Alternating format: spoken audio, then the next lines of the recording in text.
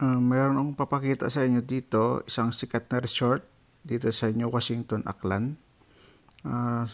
But then, matagal nang sira ito sa tagal ng panahon na napabayaan.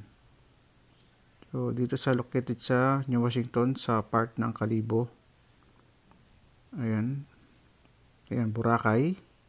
Mula sa Boracay, kung sa Boracay ka galing,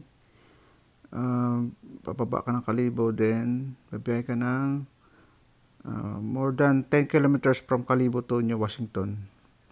So, ito. Pupunta natin itong Sampaguita Gardens.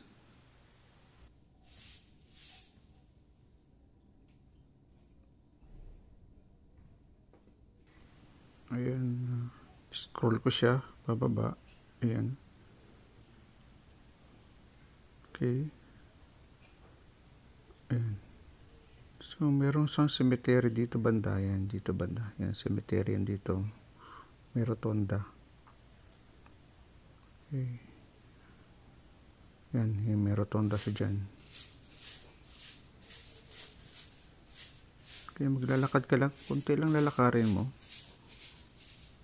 Yan dito. Papunta ka na dito sa Sampaguita Gardens.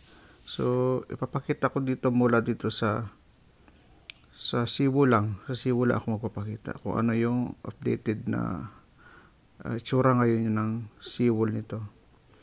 So, sa plano is i-revive to kasi kilala itong Sampaguita. Nakikilala ang New Washington dahil dito sa Sampaguita Gardens nito.